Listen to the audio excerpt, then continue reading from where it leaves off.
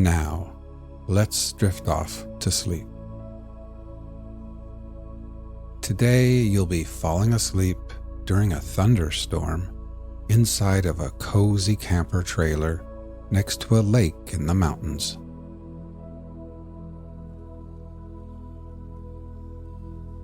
Imagine you are feeling exhausted, hot, and sweaty as you return to your camper.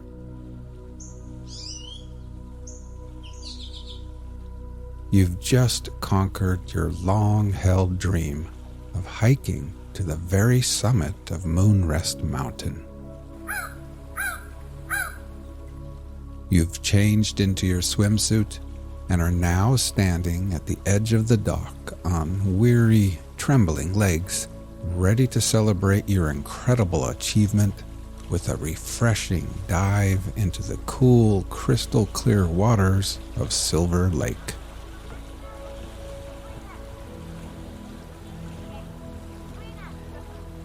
With your arms raised above your head and ready to dive in, you glance at the slow-moving dark clouds on the horizon. Beads of sweat are still clinging to your forehead when you push off the dock and soar through the air before gliding perfectly into the water. The crisp, cool water envelops you, gently massaging your entire being. You can almost taste the clean, mineral freshness of the water as it washes away all the sweat, dust, and grime from your skin.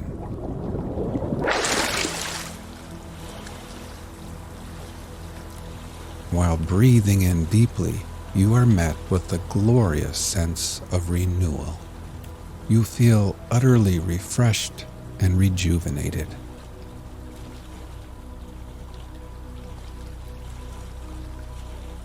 You swim back to the dock and climb the cool aluminum ladder. Then, standing there with a soft cotton towel draped around your shoulders, you gaze out across the deep blue lake. Here and there, motorboats, canoes, sailboats, and jet skis are now headed towards the shores. Everyone knows rain is coming.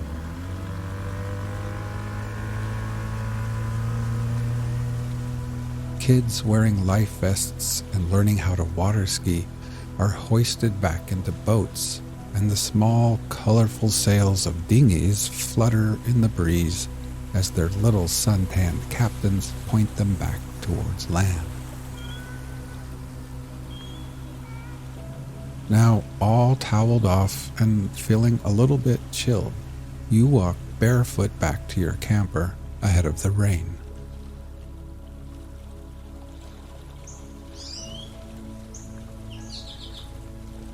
At the little picnic table, you collect your book, coffee mug, and sunglasses. You gather up other items and place them into a plastic tote. A salt and pepper shaker, a box of wooden matches, some paper plates. You secure the lid on the tote and move the Coleman lantern under the table.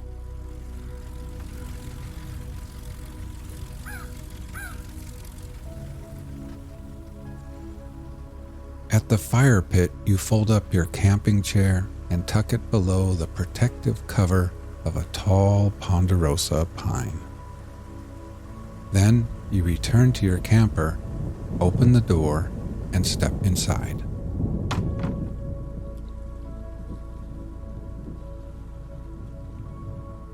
In the little kitchenette, you set water to boil for tea. And then you change into your favorite, coziest leisure wear.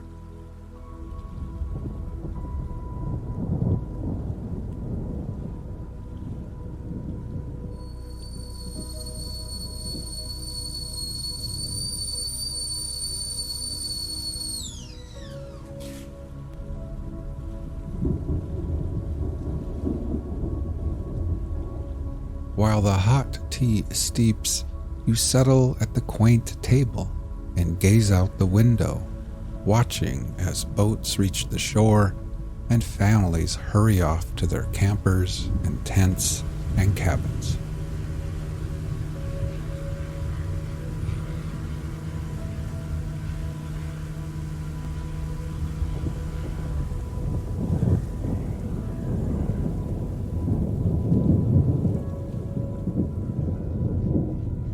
Now, with a warm cup of tea in hand and nestled in your soft, comfy clothes, you feel your body slowly warming again. You bring the mug to your lips. The fragrant steam curls around your face as you take a tiny sip. The tea is smooth, rich, and the perfect temperature.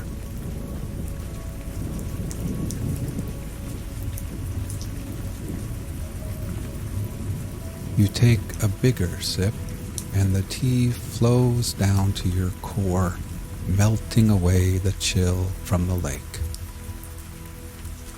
A rush of warmth spreads throughout your body, like a wave of little goosebumps, and you're suddenly filled with a sense of deep accomplishment, peace, and satisfaction.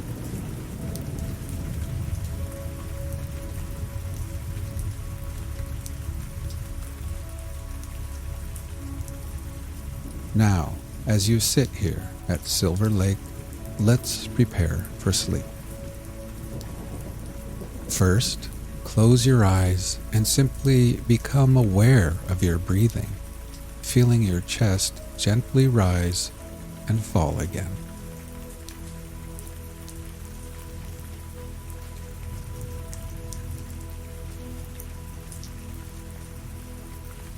Next, let's take a few deeper breaths.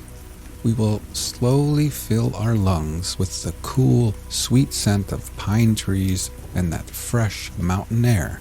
And then, after holding briefly, we will let it all go and exhale. Ready? Breathe in deeply, hold for 3, 2, 1, and then exhale.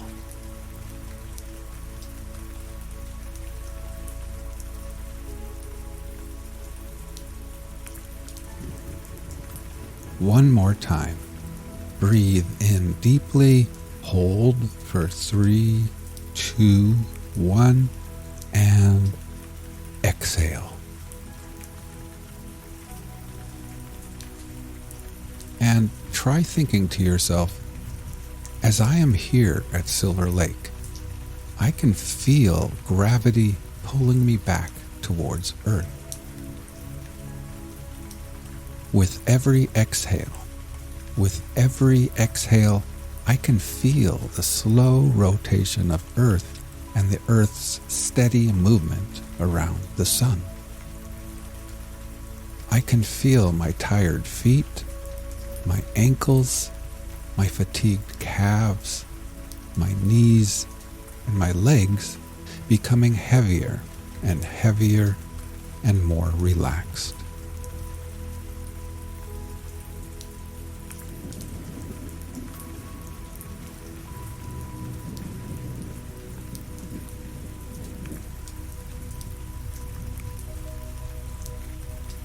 You finish the last sip of your perfect tea, and then you pick up a little pencil and notebook resting on the table. With them in hand, you make your way to the sleeping nook at the other end of the camper, where you collapse heavily into the soft, wide bed.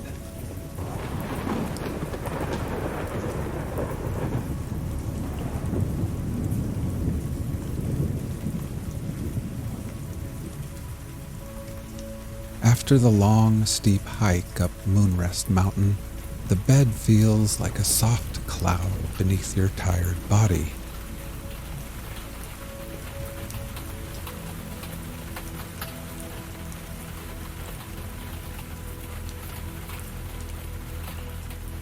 The little windows by the bed are cracked open, and your nostrils catch the pleasant scent of fresh rain on pine needles and moss.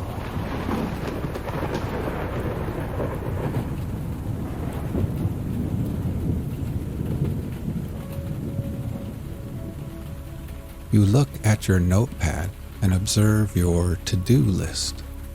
Each completed task is neatly crossed out with pencil. At the bottom of the page is one final entry on this list. A smile creeps across your face as you take the pencil and begin scribbling over that last item: climb Moonrest Mountain.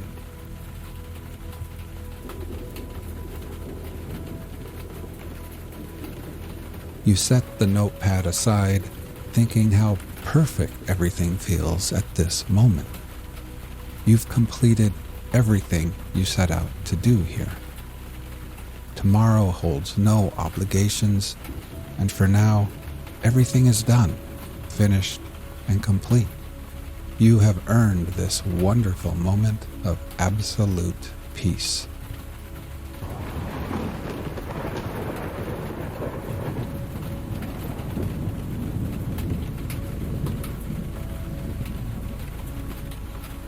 Your body sinks deeper into the soft bed. Every muscle relaxes from the tips of your fingers to the soles of your tired feet as you surrender to the peace and calm and take in the rich mountain air.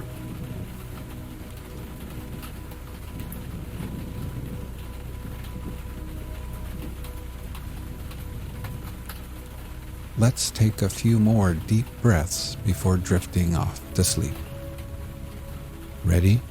Breathe in deeply, hold for 3, 2, 1, and then exhale.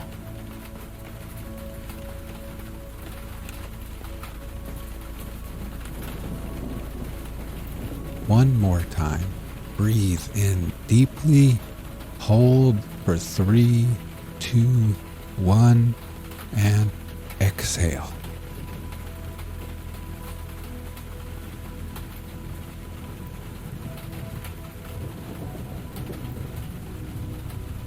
Try thinking to yourself, as I lay here at Silver Lake, I can feel gravity pulling me back towards Earth. With every exhale, I experience my body feeling heavier and heavier and more relaxed. I can feel my tired arms, my hands, my torso, shoulders, neck, and head becoming heavier and more relaxed. My whole body feels at peace as gravity's pull tugs me gently and tucks me safely into this ever so soft bed.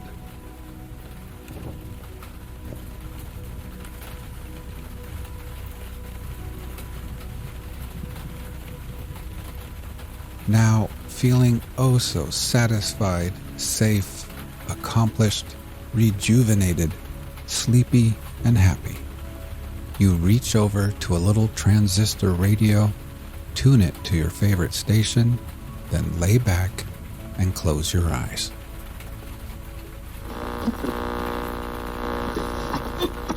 The Happy Prince by Oscar Wilde. High above the city, on a tall column, stood the statue of the Happy Prince. He was gilded all over with thin leaves of fine gold.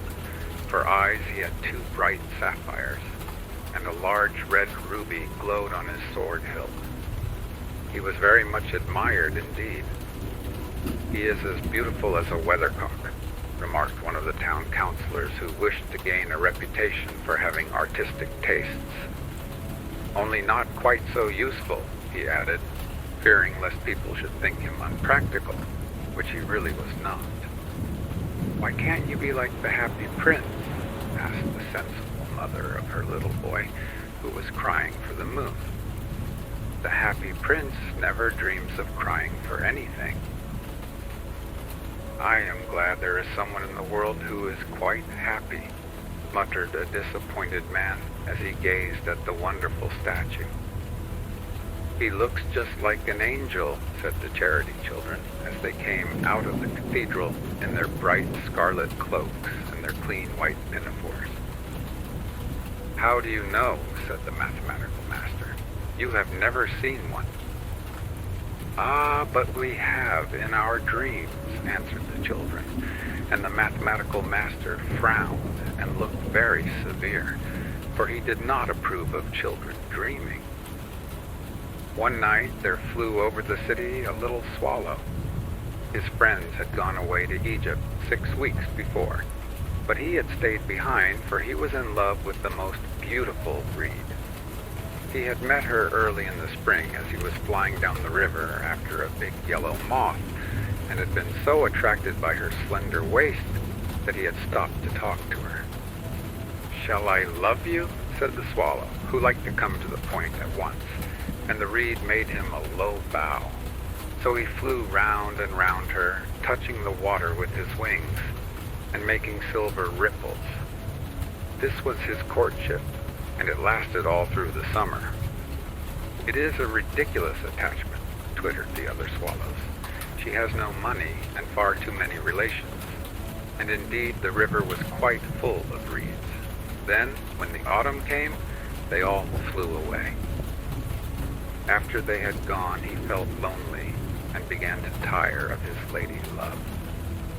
"She has no conversation," he said, "and I am afraid that she is a coquette, for she is always flirting with the wind."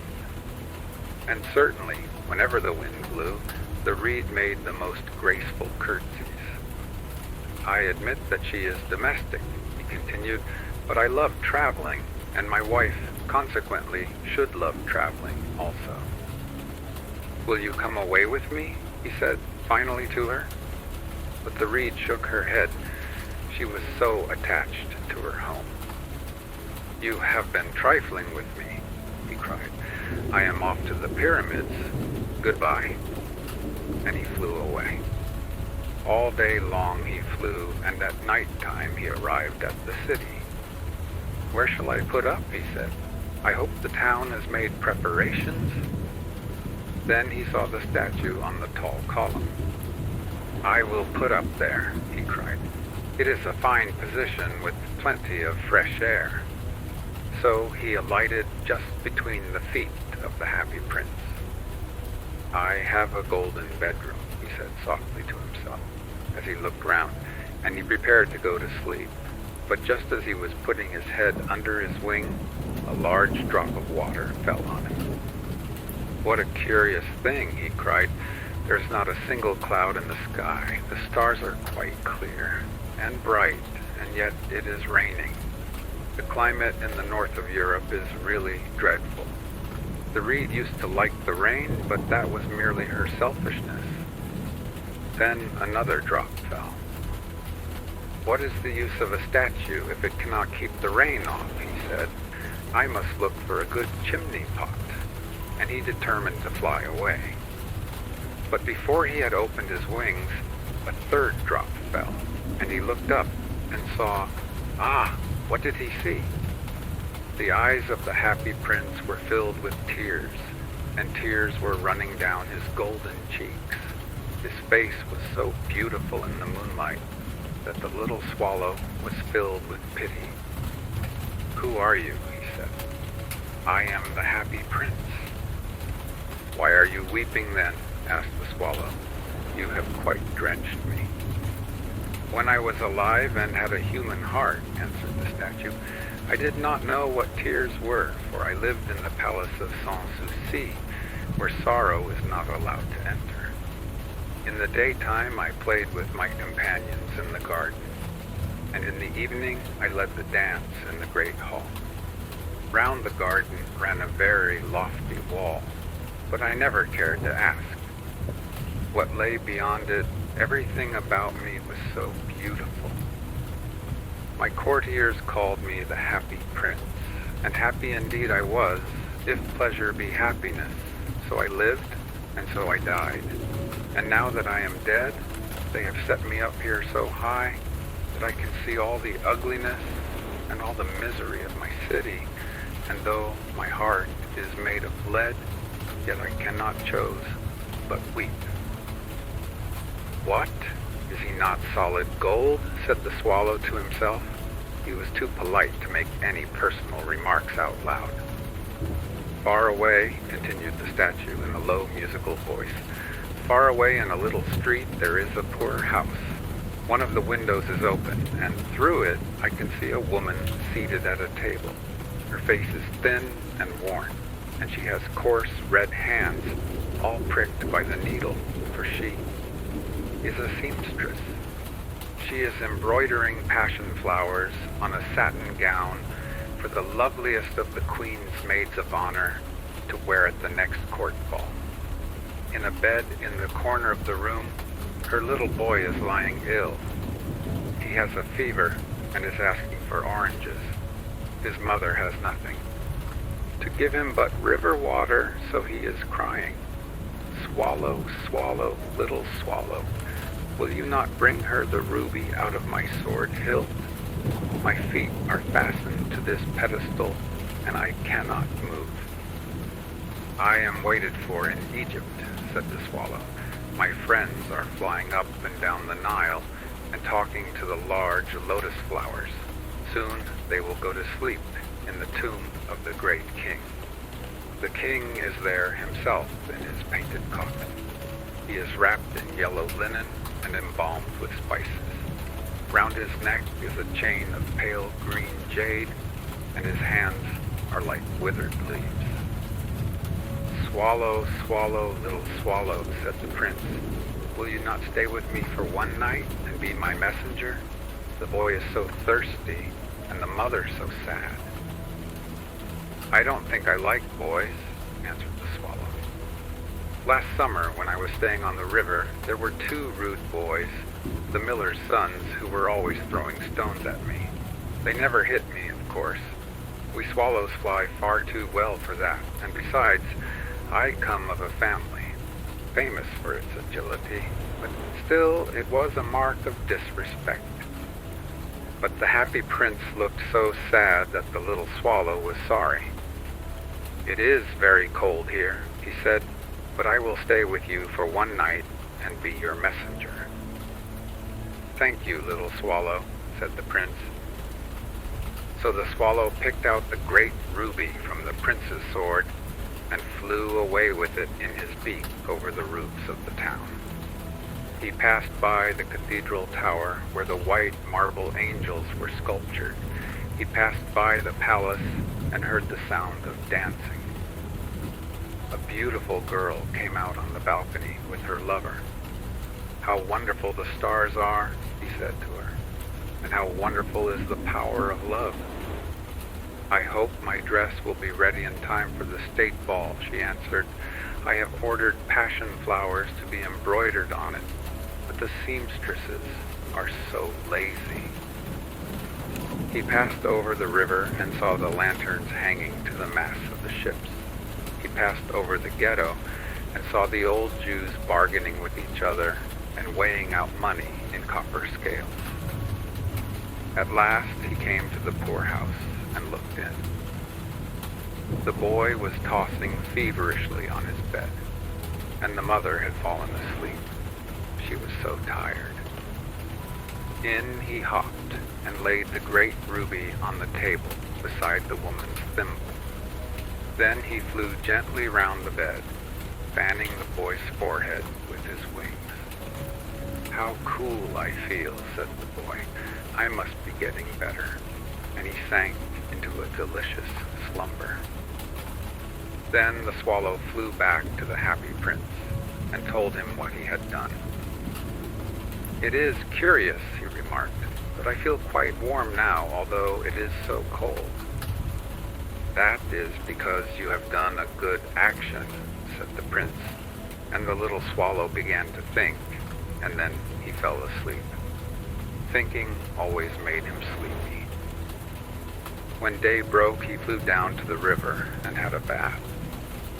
What a remarkable phenomenon, said the professor of ornithology.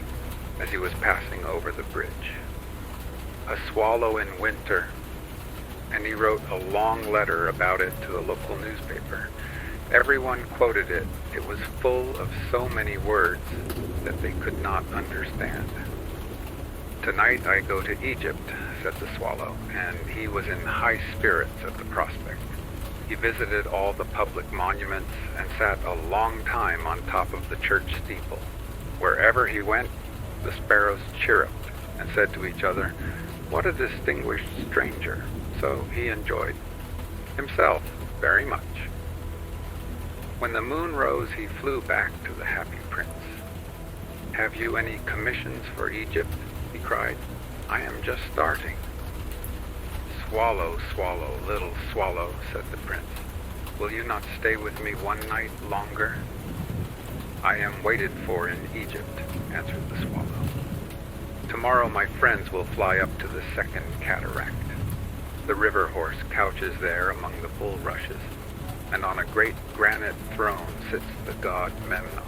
All night long he watches the stars, and when the morning star shines, he utters one cry of joy, and then he is silent.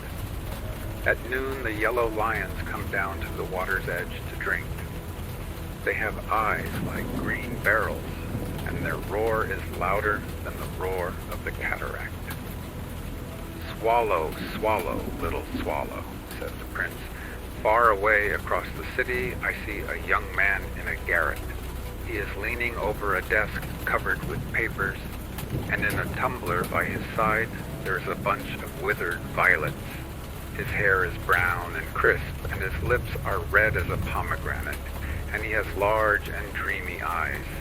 He is trying to finish a play for the director of the theater, but he is too cold to write anymore. There is no fire in the grate, and hunger has made him faint. I will wait with you one night longer," said the swallow, who really had a good heart.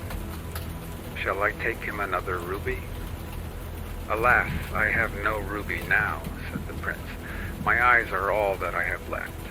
They are made of rare sapphires, which were brought out of India 1,000 years ago. Pluck out one of them and take it to him. He will sell it to the jeweler and buy food and firewood and finish his play." "Dear prince," said the swallow, "I cannot do that," and he began to weep. "Swallow, swallow, little swallow," said the prince, "do as I command you." So the swallow plucked out the prince's eye and flew away to the student's garret. It was easy enough to get in, as there was a hole in the roof. Through this he darted and came into the room. The young man had his head buried in his hands, so he did not hear the flutter of the bird's wings, and when he looked up, he found the beautiful sapphire lying on the withered violets. "I am beginning to be appreciated," he cried. "This is from some great admirer. Now I can finish my play," and he looked quite happy. The next day the swallow flew down to the harbor. He sat on the mast of a large vessel and watched the sailors hauling big chests out of the hold with ropes. "Heave ahoy!" they shouted as each chest came up. "I am going to Egypt," cried the swallow, but nobody minded, and when the moon rose, he flew back to the happy prince. "I am come to bid you goodbye," he cried. "Swallow, swallow, little swallow," said the prince, "will you not stay with me one night longer?" "It is winter," answered the swallow, "and the chill snow will soon be here. In Egypt, the sun is warm on the green palm trees, and the crocodiles lie in the mud and look lazily about them. My companions are building a nest in the temple of Baalbec, and the pink and white doves are watching them and cooing to each other. Dear prince, I must leave you, but I will never forget you, and next spring I will bring you back 2 beautiful jewels in place of those you have given away. The ruby shall be redder than a red rose, and the sapphire shall be as blue as the great sea." "In the square below," said the happy prince, "there stands a little match girl. She has let her matches fall in the gutter, and they are all spoiled. Her father will beat her if she does not bring home some money, and she is crying. She has no shoes or stockings, and her little head is bare. Pluck out my other eye and give it to her, and her father will not beat her." "I will stay with you one night longer," said the swallow, "but I cannot pluck out your eye. You would be quite blind then." "Swallow, swallow, little swallow," said the prince, "do as I command you." So he plucked out the prince's other eye and darted down with it. He swooped past the match girl and slipped the jewel into the palm of her hand. "What a lovely bit of glass," cried the little girl, and she ran home laughing. Then the swallow came back to the prince. "You are blind now," he said, "so I will stay with you always." "No, little swallow," said the poor prince, "you must go away to Egypt." "I will stay with you always," said the swallow, and he slept at the prince's feet. All the next day he sat on the prince's shoulder and told him stories of what he had seen in strange lands. He told him of the red ibises who stand in long rows on the banks of the Nile and catch goldfish in their beaks. Of the Sphinx, who is as old as the world itself and lives in the desert and knows everything. Of the merchants who walk slowly by the side of their camels and carry amber beads in their hands. Of the king of the mountains of the moon, who is as black as ebony and worships a large crystal. Of the great green snake that sleeps in a palm tree and has 20 priests to feed it with honey cakes. And of the pygmies who sail over a big lake on large flat leaves and are always at war with the butterflies. "Dear little swallow," said the prince, "you tell me of marvelous things, but more marvelous than anything is the suffering of men and of women. There is no mystery so great as misery. Fly over my city, little swallow, and tell me what you see there." So the swallow flew over the great city and saw the rich making merry in their beautiful houses, while the beggars were sitting at the gates. He flew into dark lanes and saw the white faces of starving children looking out listlessly at the black streets. Under the archway of a bridge, 2 little boys were lying in one another's arms to try and keep themselves warm. "How hungry we are," they said. "You must not lie here," shouted the watchman, and they wandered out into the rain. Then he flew back and told the prince what he had seen. "I am covered with fine gold," said the prince. "You must take it off, leaf by leaf, and give it to my poor. The living always think that gold can make them happy." Leaf after leaf of the fine gold the swallow picked off, till the happy prince looked quite dull and gray. Leaf after leaf of the fine gold he brought to the poor, and the children's faces grew rosier, and they laughed and played games in the street. "We have bread now," they cried. Then the snow came, and after the snow came the frost. The streets looked as if they were made of silver. They were so bright and glistening. Long icicles like crystal daggers hung down from the eaves of the houses. Everybody went about in furs, and the little boys wore scarlet caps and skated on the ice. The poor little swallow grew colder and colder, but he would not leave the prince. He loved him too well. He picked up crumbs outside the baker's door when the baker was not looking and tried to keep himself warm by flapping his wings, but at last he knew that he was going to die. He had just strength to fly up to the prince's shoulder once more. "Goodbye, dear prince," he murmured. "Will you let me kiss your hand?" "I am glad that you are going to Egypt at last, little swallow," said the prince. "You have stayed too long here, but you must kiss me on the lips for I love you." "It is not to Egypt that I am going," said the swallow. "I am going to the house of death. Death is the brother of sleep, is he not?" And he kissed the happy prince on the lips and fell down dead at his feet. At that moment, a curious crack sounded inside the statue, as if something had broken. The fact is that the leaden heart had snapped right in two. It certainly was a dreadfully hard frost. Early the next morning, the mayor was walking in the square below in company with the town councilors. As they passed the column, he looked up at the statue. "Dear me, how shabby the happy prince looks," he said. "How shabby indeed," cried the town councilors, who always agreed with the mayor, and they went up to look at it.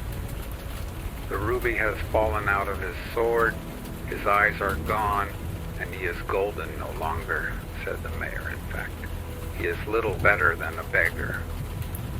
"Little better than a beggar," said the town councilors. "And here is actually a dead bird at his feet," continued the mayor. "We must really issue a proclamation that birds are not to be allowed to die here." And the town clerk made a note of the suggestion. So they pulled down the statue of the happy prince. "As he is no longer beautiful, he is no longer useful," said the art professor at the university. Then they melted the statue in a furnace, and the mayor held a meeting of the corporation to decide what was to be done with the metal. "We must have another statue, of course," he said, "and it shall be a statue of myself." "Of myself," said each of the town councilors, and they quarreled. When I last heard of them, they were quarreling still. "What a strange thing," said the overseer of the workmen at the foundry. "This broken lead heart will not melt in the furnace. We must throw it away." So they threw it on a dust heap where the dead swallow was also lying. "Bring me the two most precious things in the city," said God to one of his angels. And the angel brought him the leaden heart and the dead bird. "You have rightly chosen," said God, "for in my garden of paradise this little bird shall sing forevermore, and in my city of gold the happy prince shall praise me." The Nightingale and the Rose by Oscar Wilde. "She said that she would dance with me if I brought her red roses," cried the young student, "but in all my garden there is no red rose." From her nest in the holm oak tree the nightingale heard him, and she looked out through the leaves and wondered. "No red rose in all my garden," he cried, and his beautiful eyes filled with tears. "Ah, on what little things does happiness depend! I have read all that the wise men have written, and all the secrets of philosophy are mine, yet for want of a red rose is my life made wretched." "Here at last is a true lover," said the nightingale. "Night after night have I sung of him, though I knew him not. Night after night have I told his story to the stars, and now I see him. His hair is dark as the hyacinth blossom, and his lips are red as the rose of his desire, but passion has made his face like pale ivory, and sorrow has set her seal upon his brow." "The prince gives a ball tomorrow night," murmured the young student, "and my love will be of the company. If I bring her a red rose, she will dance with me till dawn. If I bring her a red rose, I shall hold her in my arms, and she will lean her head upon my shoulder, and her hand will be clasped in mine. But there is no red rose in my garden, so I shall sit lonely, and she will pass me by. She will have no heed of me, and my heart will break." "Here indeed is the true lover," said the nightingale. "What I sing of he suffers. What is joy to me, to him is pain. Surely love is a wonderful thing. It is more precious than emeralds, and dearer than fine opals. Pearls and pomegranates cannot buy it, nor is it set forth in the marketplace. It may not be purchased of the merchants, nor can it be weighed out in the balance for gold. The musicians will sit in their gallery, said the young student, and play upon their stringed instruments, and my love will dance to the sound of the harp and the violin.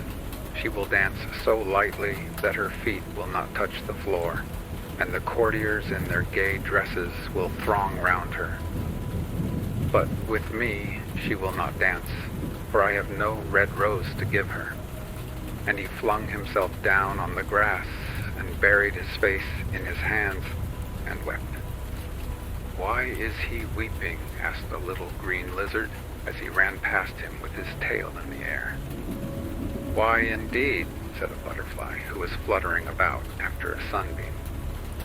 Why indeed, whispered a daisy to his neighbor in a soft, low voice. He is weeping for a red rose, said the nightingale. For a red rose? They cried. How very ridiculous! And the little lizard, who was something of a cynic, laughed outright.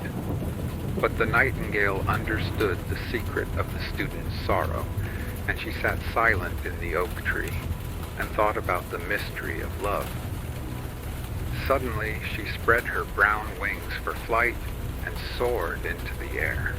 She passed through the grove like a shadow, and like a shadow she sailed across the garden. In the center of the grass plot was standing a beautiful rose tree, and when she saw it, she flew over to it and lit upon a spray. Give me a red rose, she cried, and I will sing you my sweetest song. But the tree shook its head. My roses are white, it answered, as white as the foam of the sea, and whiter than the snow upon the mountain. But go to my brother who grows round the old sundial, and perhaps he will give you what you want. So the nightingale flew over to the rose tree that was growing round the old sundial. Give me a red rose, she cried, and I will sing you my sweetest song. But the tree shook its head.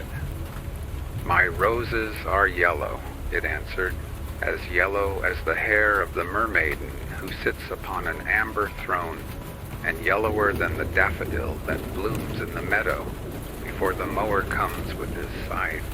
But go to my brother who grows beneath the student's window, and perhaps he will give you what you want. So the nightingale flew over to the rose tree that was growing beneath the student's window. Give me a red rose, she cried, and I will sing you my sweetest song. But the tree shook its head.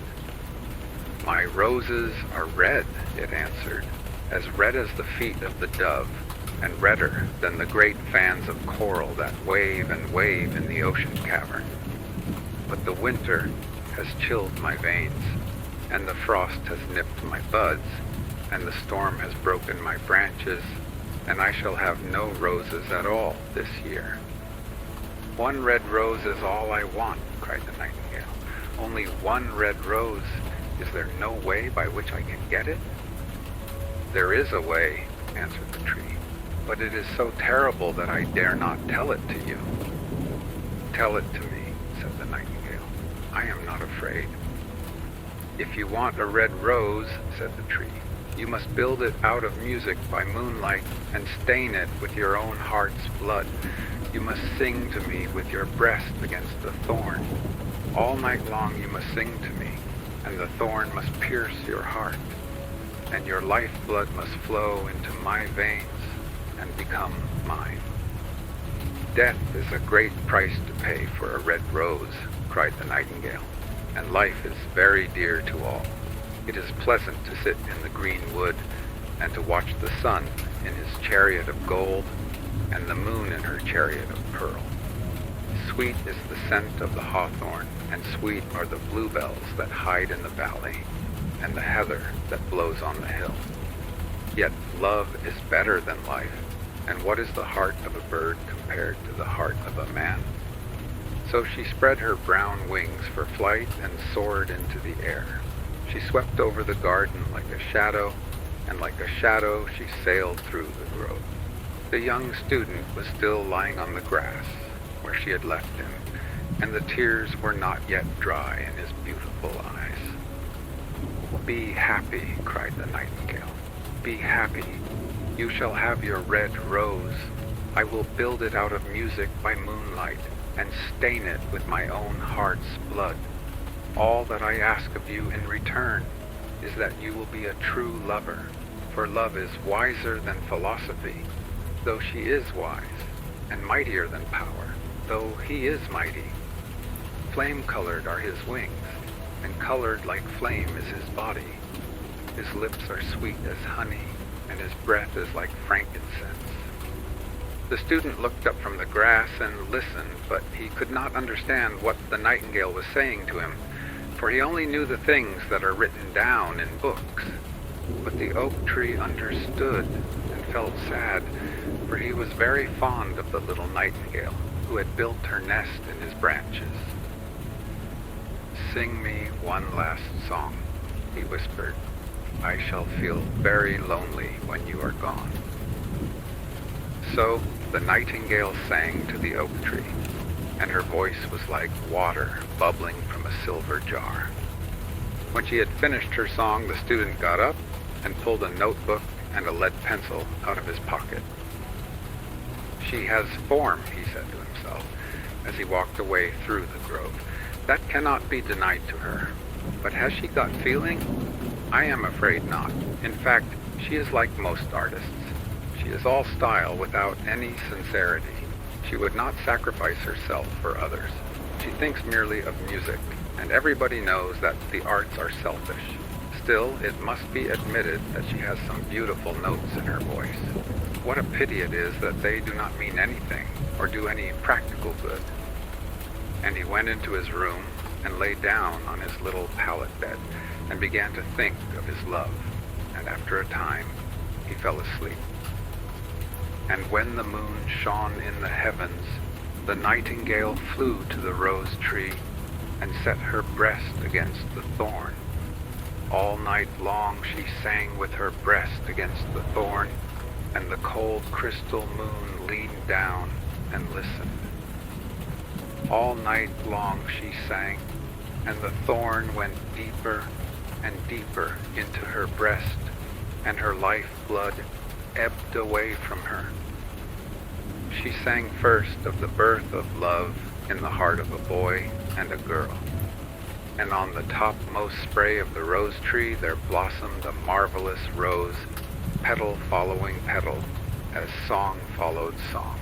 Pale was it at first as the mist that hangs over the river, pale as the feet of the morning, and silver as the wings of the dawn. As the shadow of a rose in a mirror of silver, as the shadow of a rose in a water pool, so was the rose that blossomed on the topmost spray of the tree. But the tree cried to the nightingale to press closer against the thorn. "Press closer, little nightingale," cried the tree, "or the day will come before the rose is finished." So the nightingale pressed closer against the thorn, and louder grew her song, for she sang of the birth of passion in the soul of a man and a maid. And a delicate flush of pink came into the leaves of the rose, like the flush in the face of the bridegroom when he kisses the lips of the bride. But the thorn had not yet reached her heart, so the rose's heart remained white, for only a nightingale's heart's blood can crimson the heart of a rose. And the tree cried to the nightingale to press closer against the thorn. "Press closer, little nightingale," cried the tree, "or the day will come before the rose is finished." So the nightingale pressed closer against the thorn, and the thorn touched her heart, and a fierce pang of pain shot through her. Bitter, bitter was the pain, and wilder grew her song, for she sang of the love that is perfected by death, of the love that dies not in the tomb. and the marvelous rose became crimson, like the rose of the eastern sky. Crimson was the girdle of petals, and crimson as a ruby was the heart. But the nightingale's voice grew fainter, and her little wings began to beat, and a film came over her eyes. Fainter and fainter grew her song, and she felt something choking her in her throat. Then she gave one last burst of music. The white moon heard it, and she forgot the dawn, and lingered on in the sky. The red rose heard it, and it trembled all over with ecstasy, and opened its petals to the cold morning air. Echo bore it to her purple cavern in the hills, and woke the sleeping shepherds from their dreams. It floated through the reeds of the river, and they carried its message to the sea. "Look, look," cried the tree. "The rose is finished now." But the nightingale made no answer, for she was lying dead in the long grass, with a thorn in her heart. And at noon the student opened his window and looked out. "Why, what a wonderful piece of luck," he cried. "Here is a red rose. I have never seen any rose like it in all my life. It is so beautiful that I am sure it has a long Latin name." And he leaned down and plucked it. Then he put on his hat and ran up to the professor's house with the rose in his hand. The daughter of the professor was sitting in the doorway winding blue silk on a reel, and her little dog was lying at her feet. "You said that you would dance with me if I brought you a red rose," cried the student. "Here is the reddest rose in all the world. You will wear it tonight next your heart, and as we dance together, it will tell you how I love you." But the girl frowned. "I am afraid it will not go with my dress," she answered. "And besides, the Chamberlain's nephew has sent me some real jewels, and everybody knows that jewels cost far more than flowers." "Well, upon my word, you are very ungrateful," said the student angrily, and he threw the rose into the street, where it fell into the gutter, and a cartwheel went over it. "Ungrateful," said the girl. "I tell you what, you are very rude, and after all, who are you? Only a student. Why, I don't believe you have even got silver buckles to your shoes as the Chamberlain's nephew has." And she got up from her chair and went into the house. "What a silly thing love is," said the student as he walked away. "It is not half as useful as logic, for it does not prove anything, and it is always telling one of things that are not going to happen, and making one believe things that are not true. In fact, it is quite unpractical, and as in this age to be practical is everything, I shall go back to philosophy and study metaphysics." So he returned to his room and pulled out a great dusty book and began to read.